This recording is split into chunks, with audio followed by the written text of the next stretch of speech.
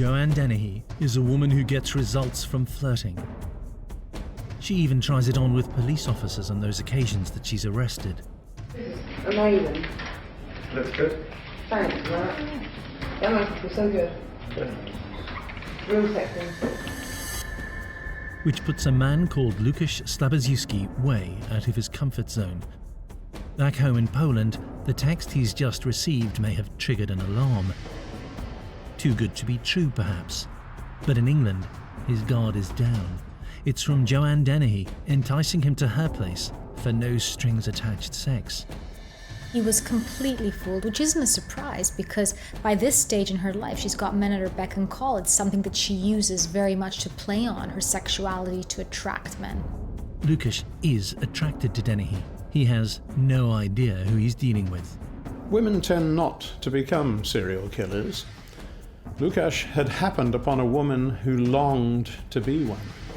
Will she kill him? She might. Hers is an exclusive club. She's one of only 3 women that are convicted in the UK of serial murder. What is to be her decision the day that she sends him the come-to-bed message? She considers his fate, strokes her knife. She's excited, a woman who literally has a lust for blood. Łukasz is about to discover what goes on inside the mind of a serial killer.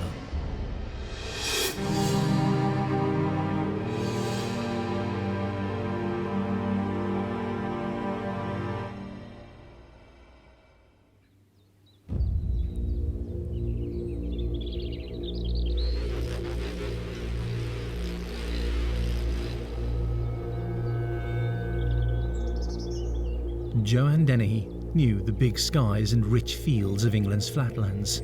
Knowledge of the fen's remote ditches was useful too. Drop a body in one and it could lie undetected for a long time. She's been collecting intelligence like this for over a decade. It was here her grisly story began to unfold. Too late to save the lives of 3 men. Each of the men she attacked had inadvertently triggered in her a desire to kill. Joanna Dennehy takes offence easily, and if she does, no man is safe. They'd said something she didn't like or looked at her in a way she thought disrespectful, so she would kill them. At first, she chose to attack men who displeased her, but soon dropped the pretense. She selects an arbitrary criteria for knifing any man she sees. Dog walking. She approached 2 men in the street who were walking their dog and in broad daylight attacked them with a large knife.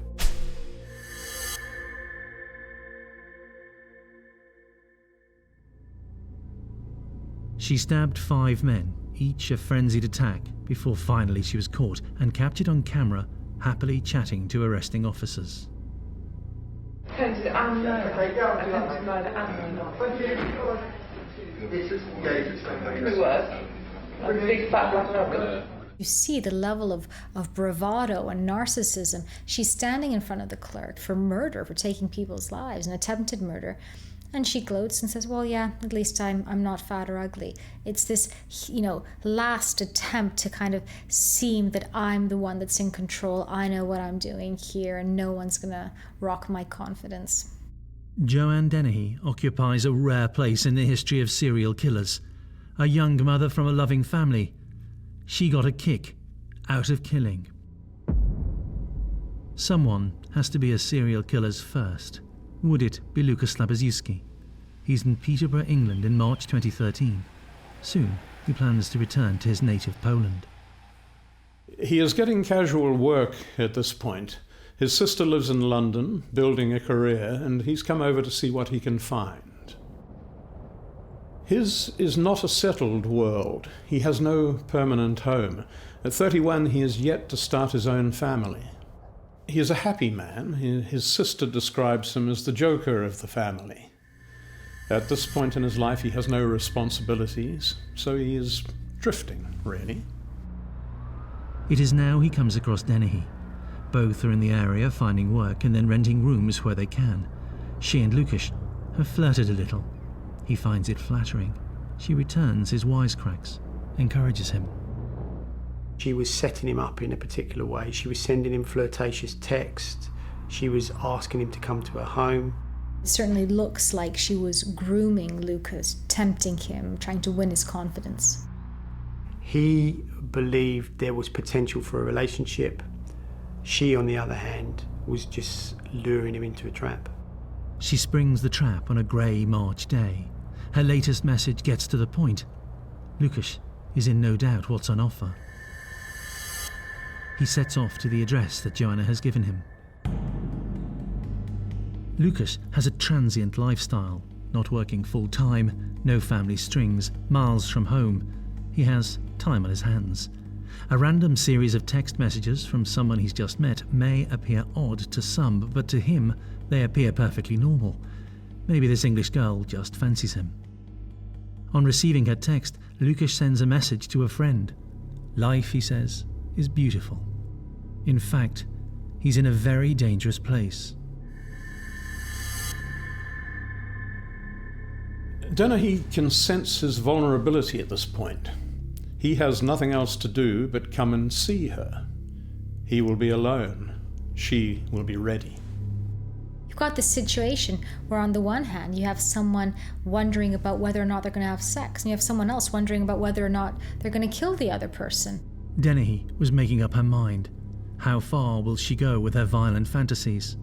She later told friends that she wanted to know just how cold she was. She admits knowing that she cannot feel for other people. Lukasz reads the text message one last time. Today is going to be fun. What had made Joanna Dennehy the woman she had become by 2013? An aimless 31-year-old mother of two drifting from bedsit to bedsit. As a child, she was a model daughter, not displaying any hint of psychopathic tendencies.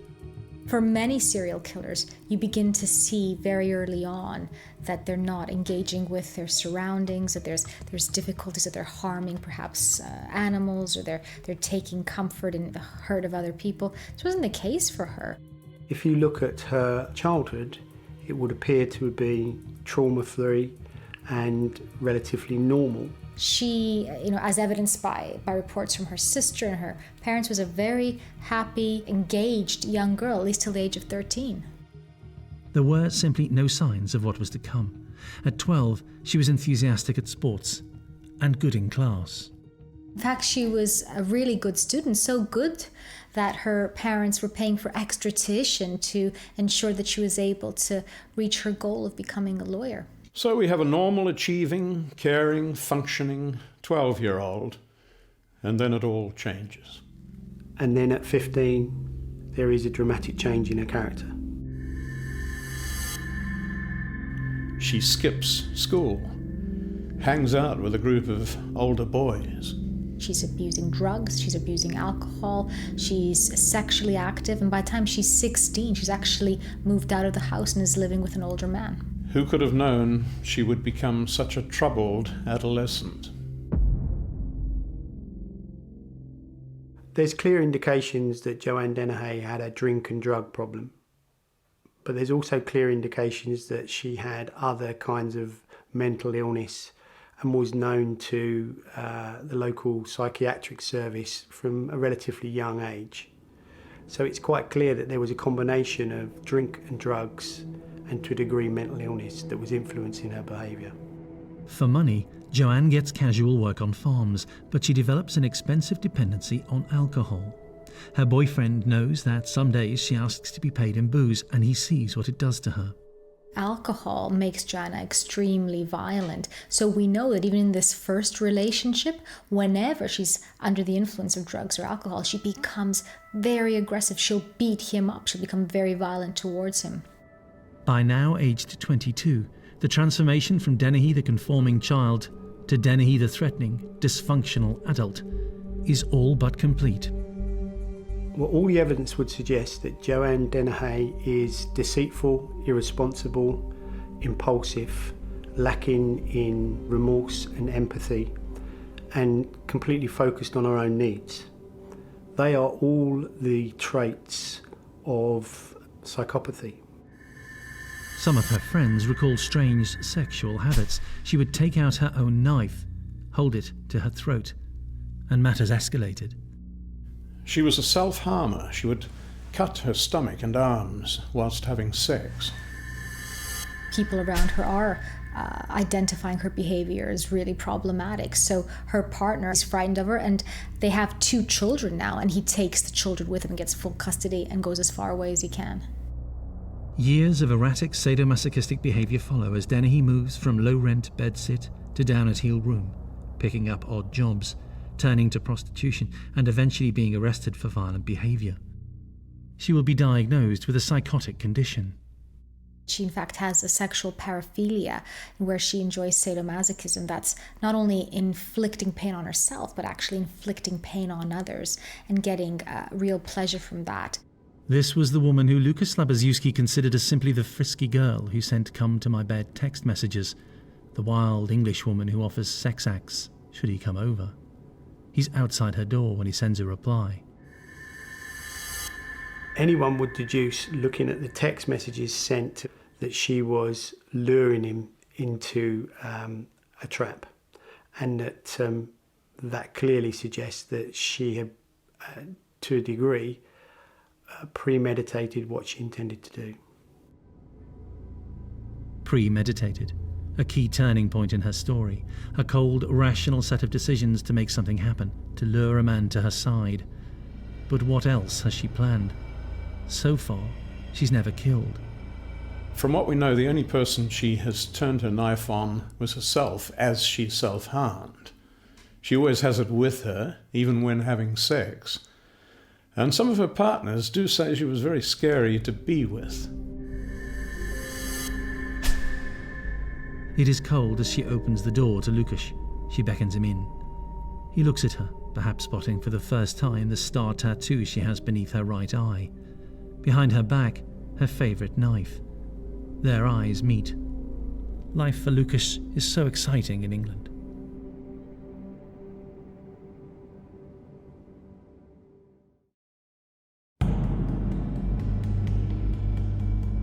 Will Joanna Dennehy use the knife that she has sharpened endlessly, hour after hour, on an unsuspecting man? He thinks he's struck lucky with the woman who he has known for just a few days.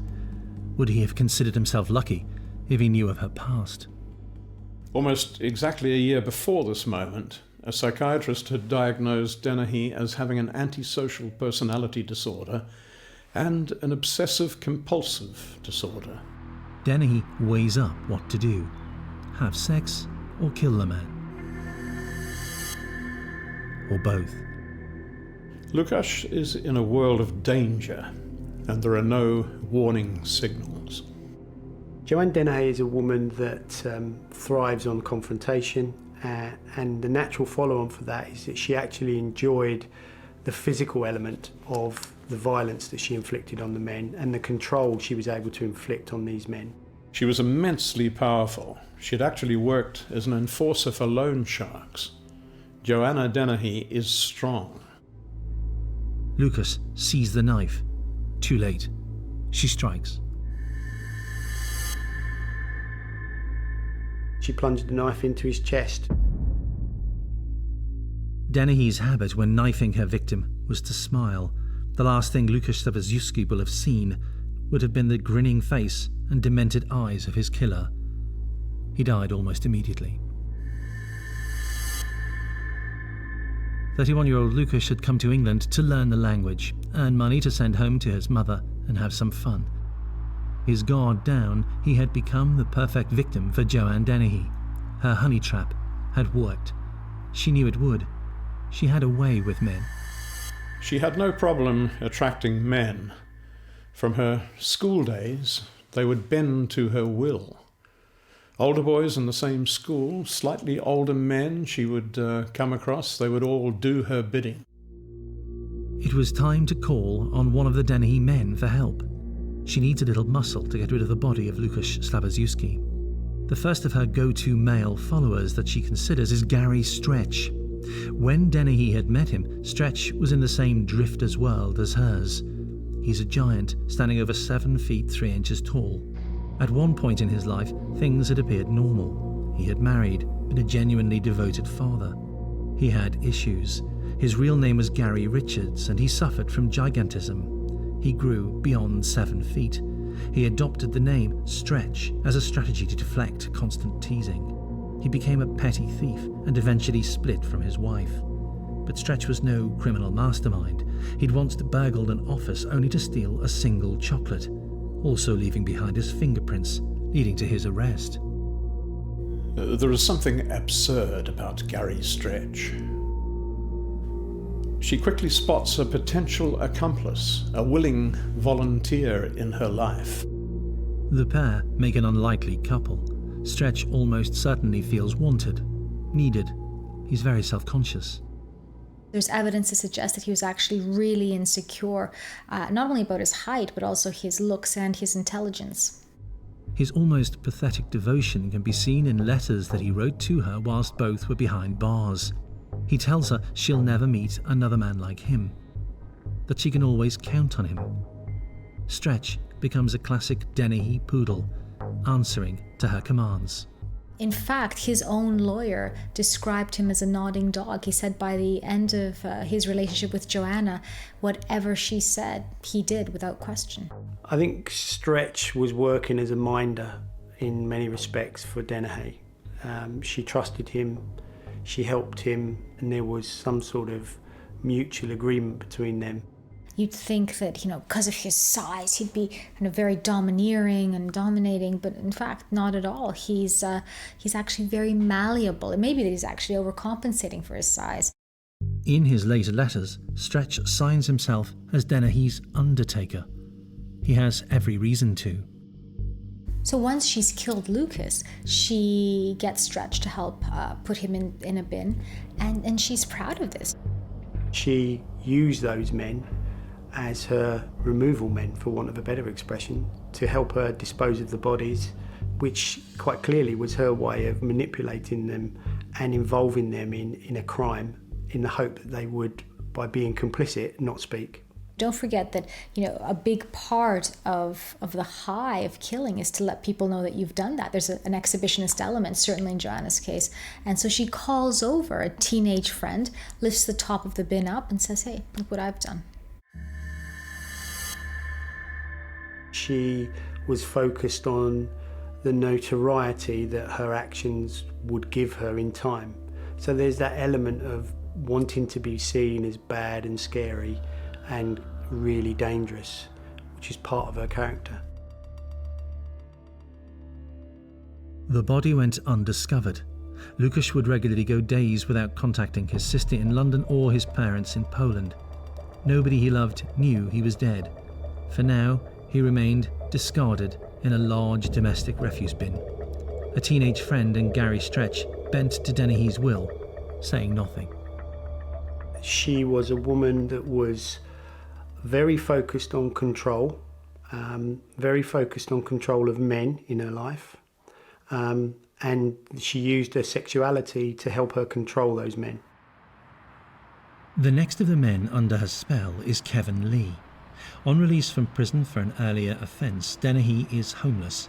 She tours Peterborough looking for a room, and she comes across a lettings agency run by Kevin Lee. He unwittingly enables the next killing chapter of her life story. But would he also become a Dennehy target? She asks him for help finding a place to stay. Lee's business partner did not like the look of her and recommended that they decline the business to let her find her own place to live. Dennehy owned up to having just got out of jail and said that she needed somewhere to start a new life. Played the sympathy card. Lee was impressed by Dennehy's honesty. He fell under her spell, if you like. The couple began an affair. Later, Dennehy would say that she found Lee's advances unwelcome, but in reality, she encouraged them. The only reason Joanna Dennehy was involved in seeing Kevin Lee was that he enabled her to have access to properties and basically supplied her with accommodation. So she uses her tried and tested techniques for enticing men to do this. She uses her sexuality. She meets an estate agent who she begins to sleep with. So it was a mutually advantageous relationship. She supplied him with sex, he supplied her with accommodation. Kevin Lee quickly found his new lover unsettling, scary. He told a friend that she was a cross between a character in the film Kill Bill and the Terminator. Violent, aggressive, armed. She was a frightening person to be around. But the relationship continues. She gets a job helping Kevin Lee in the letting business. Her presence was so intimidating that she was sent to make bad payers part with their rent. Throughout this time, she moves from one bedsit to another. After killing Lucas, she moves to another house where a man called Leslie Layton lives. He too will become a Dennehy man in time. For now, she's focused on still another man she's come across, John Chapman. Chapman knows about violent death. As a young man, he had served as a sailor, seeing active duty in the Falkland Islands for the Royal Navy. At 56, he was no longer the fit, fighting man that he had been. His dependency on alcohol rendered him very vulnerable. He was a man that was living in the same home as her. The pair shared a bathroom in the house. One day, the door slightly ajar, Dennehy thought she saw, as she bathed, Chapman glance in her direction. He may have done, he may not have done. But Dennehy had chosen her next victim. On the evening of Good Friday, March 29th in 2013, Chapman took drugs. He also drank high-strength alcohol. He was soon in no state to defend himself. Apparently was drunk, unconscious, and that really suggests that she just completely disliked the man and that she felt an overwhelming need to kill, and he was in the wrong place at the wrong time. Chapman was like a lamb to the slaughter, still conscious, but only just. Dennehy waited until her housemate was drowsy, lying prone on a sofa in the grubby lounge that the two shared. Was he about to become victim number 2 of a serial killer?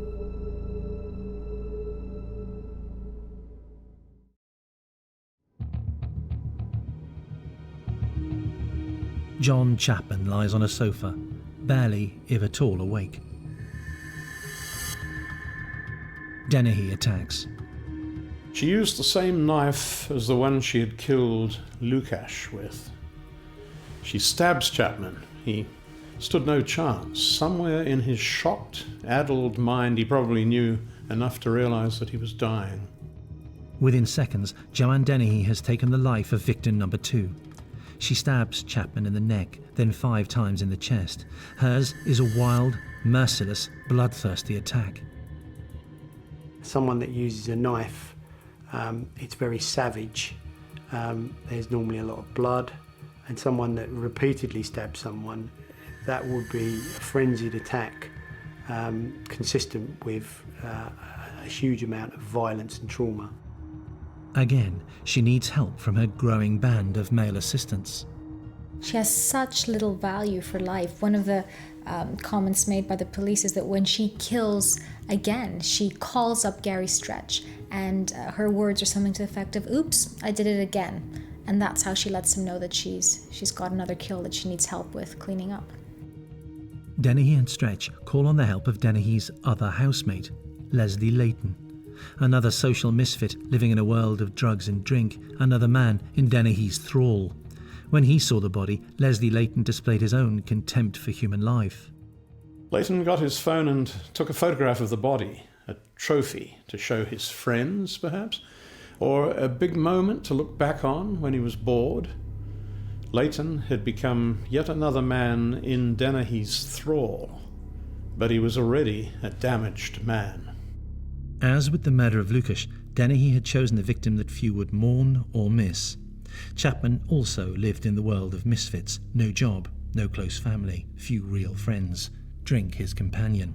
Indeed, when news eventually filtered out of his death, those that knew him sprinkled high-strength cider near the door of his home as a tribute. But in the immediate hours after his death, nobody was looking for his killer. The three moved both bodies into the countryside east of Peterborough.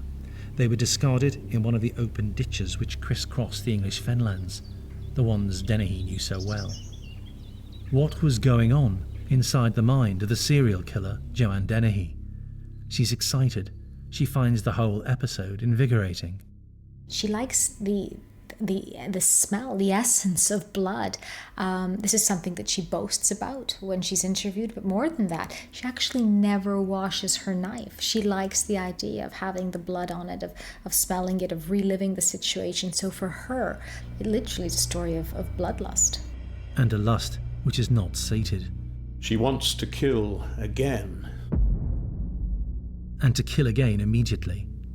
She returns to the house where she has killed Lukasz and sends a trail of text messages to entice her next victim. Dennehy has an audience to her grisly show. The men that she has surrounded herself with are now aware that she's a double killer. Far from worrying her, far from suspecting they may turn her in, she feels she's impressing them. There is something else going on here that we see with multiple murderers throughout time, the concept of folie à deux. Dennehy's cohorts, the men in her life, become an audience. Whether they know it or not, they become people she wants to impress. She is killed, they show her respect. She must kill again to keep that respect. Those who later analyse Dennehy's behaviour also tell of another motivation for murder: sexual. She's getting turned on. When she would masturbate, she would cut herself. So this association between violence and sex, between knives and pain and cutting and sex, is something very, very upmost in her mind, something that she gets a high off of. So we know that she gets a sexual high off of killing. Dennehy only targets men as both victims and friends. Given the bisexuality that she freely talks of, is this further evidence of a key motivating factor for her deeds? There are too many examples of men who kill women because they hate them, a hatred caused by repressed sexuality. There are very few cases where women become serial killers for the same reason, but that may be what has happened in the case of Joanna Dennehy. It is March 30th, 2013, and Joanna Dennehy has now killed twice. Who would be next? Kevin Lee, her boss and lover, is another man bent to the will of Joanna Dennehy. Unlike Lukasz Slabaziewski, who was separated from his family and homeland, or John Chapman, who drifted into a netherworld of alcohol abuse, Lee has a loving family nearby. His letting business is at the low rent end of the market. Occasionally there can be trouble, bad payers, nuisance behaviour. That, it seems, is why he likes Joanna Dennehy. She would sort out the tenants in arrears.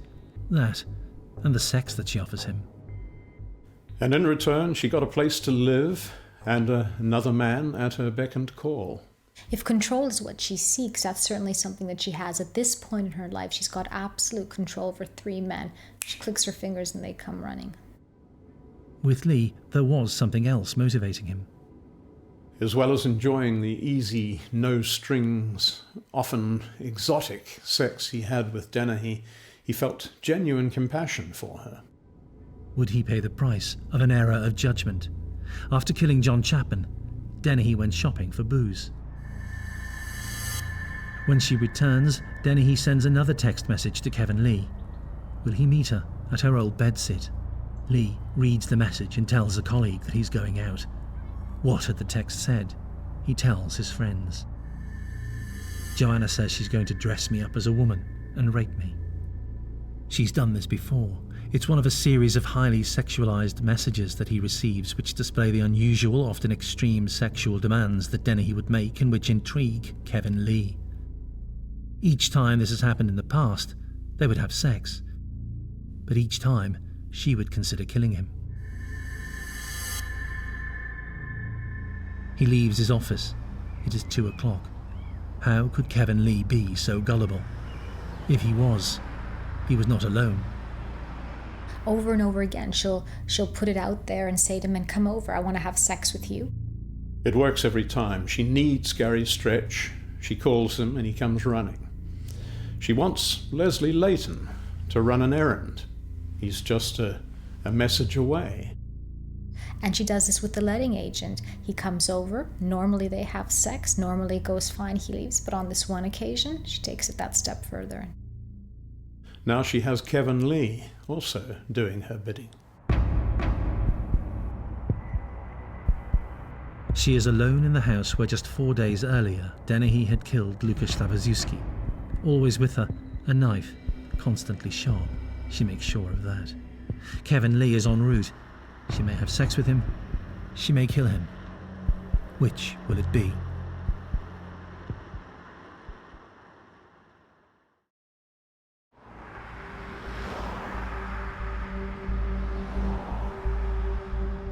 Kevin Lee drives to the house on this estate in Peterborough. It is broad daylight. Behind the net curtains, locked doors, closed windows, nobody in the neighbourhood has any idea that a man has already been murdered in one of the houses and that another life, that of Kevin Lee, hangs in the balance. Dennehy opens the door, beckons her lover inside, then stabs him 5 times. Unlike her other victims, the first cuts were not enough to completely subdue Kevin Lee. He fights back, but nothing could save him from Dennehy's savagery. By this point in her story, Joanna's out of control. She's actually wanting to kill. She's on a killing high. Outside, life goes on. Normal people doing normal things. The community oblivious, as applying the same savagery as she had done twice before, Dennehy repeatedly stabs Kevin Lee. Kevin Lee had known Joanna Dennehy for just a few months. In that time, she had become his lover, killed 2 men, and now she has killed him. The men that Joanna Dennehy killed were men that were in her life, and there were men that were simply in the wrong place at the wrong time. When you look at the first man that she killed, he was really just a potential suitor. You look at the second man that she killed, he was a man living in the house, the same house where she was lodging. And if you look at the third man that she killed, he was her lover. So they were just men that were part of her life that were simply in the wrong place at the wrong time. Chillingly, amongst her motives, pleasure. When you overlay the fact that she had a sexual interest in sadomasochistic sex, one is drawn to a conclusion that she may have got some sexual pleasure or arousal from the murder of these men. As the life of her victim ebbed away, Dennehy was already planning her next step. She had 2 bodies to get rid of on 2 houses on a densely populated housing estate. She needs her men. She summons Gary Stretch and Leslie Layton to the house and orders them to help get rid of their bodies. They simply comply. As Stretch cleans up the blood, Dennehy did as she had promised with Kevin Lee. Dressed him up in her clothes, committed further acts to his body. Even in death, she wanted to humiliate him as well. Leslie Layton, meanwhile, was getting rid of Kevin Lee's car, just as instructed, before all 3 drive deep into the countryside and dump Kevin Lee's body in a ditch, deliberately positioning it so his rear was exposed. The contempt that she has for her victims is evidenced by the way that she disposes of them. In this one case, she puts this guy in a ditch and goes out of her way to expose him. She exposes his backside, leaves him there.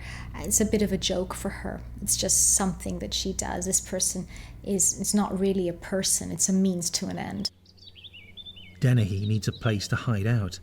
She is certain, and she is right, that someone will stumble across the bodies. It was time to enlist yet another man to her cause. Robert Moore had earlier allowed a tarpaulin from his home to be used to wrap around the body of John Chapman. Now he will provide a safe house. Robert Moore is another man in her life that she's able to control. She needs help. She just puts out a phone call to him. He comes. He helps. No questions asked. Moore provides Dennehy and Stretch's home to hide out for 2 more days. After laying low for 48 hours, moving to another hideout, Dennehy and Stretch set off for Hereford, a border town between Wales and England. Stretch knew the place. The couple burgle a house in a remote area nearby and hook up with local criminals to offload their stolen goods. They then pick up a minor local criminal, Mark Lloyd, who knew nothing of the murders, and asked him to help them navigate their way around Herefordshire. At first, he allows himself to be swept up in the mania of the day, posing for photographs. He goes shopping with Dennehy. The couple captured on security cameras entering a store, acting perfectly naturally. Positively jovial, almost intimate. They both flirt with the assistant. Dennehy compliments her on her figure, asks her to spin around so she can admire it. Then they leave. There's some CCTV footage of her going into a shop and just talking with a girl behind the counter and saying, you know, you look pretty, turn around, and the girl's turning around. It just seems like this really normal interaction. And it's testament to how cool she was about this. For her, killing wasn't something to be concerned with or worried about. This was something that's going to give her a high. This was a bit of fun. This was, for her, nothing more than enjoying a day out. This wasn't about the victim. This was about her enjoying the pain that she was going to inflict. And she could do that and at the same time speak to people and giggle and just have a good time. The latest man that she has enrolled into her cause is to be dumbfounded at what happens next. Dennehy has not killed for days. She wants to rectify that. As they cruise around an area of this quiet market town, she issues Stretch with an instruction. 3 murders are not enough. She wants to kill again and again, to have some fun. She has a hero to emulate. Quite clearly, she was focused on killing these men in a very short time period. And there is a suggestion that she was keen on the notoriety that would bring her, and there was some suggestion that she was focused on the 9 murders committed by Bonnie and Clyde. She told Stretch it was time she had some fun. He was to stop the next time that he saw a man walking a dog. That's it. I want to kill somebody with a dog. That's what I'm going to do. And so she gets in a car and she's literally looking around for a person with a dog to kill. Robin Bereza is a retired fireman. He likes to keep fit.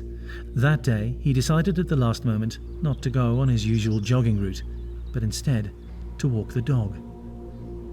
The first person she spots with a dog, she jumps out of the car and she starts stabbing him. Now, this man survives, but while she's stabbing him, he stops and he says, "Why? Why are you doing this to me?" Her response is very simple. "Because I can. I want you to die." Stretch provides her getaway car. Robin Bereza survived, but was badly hurt, physically and emotionally scarred for life. He had been the victim of a random attack. Dennehy was not finished. Her target not dead. Only killing satisfies her now. So she goes on the hunt again. Another man walking his dog, John Rogers, comes into view of Dennehy and her sidekick Stretch. Again, he cruises up behind her target, and again she attacks. She stabs him repeatedly in the back. He falls and she stabs him in the chest, again, over and over, 30 times in all. Dennehy grabs his dog, runs back to the car. She was convinced this poor man was dead, and that is the only reason she ran away. John Rogers survived, but was never the same man again and died from an unconnected illness later that year. Within an hour, Dennehy and Stretch were captured. Clearly, if she'd not been arrested when she was, there would have been other people attacked on that day in the same way. It was time for Dennehy to seize the centre stage. In front of officers, she gloated, flirted with the desk sergeant. You're very distinct survivor, isn't it? It's all right. Yeah, I'll pluck them. Go right up. It's all right. It's a real strict dive. It is all routine to a woman who has killed 3 times and tried to kill another 2 times. She is vain, does not want to be placed in a police suicide suit.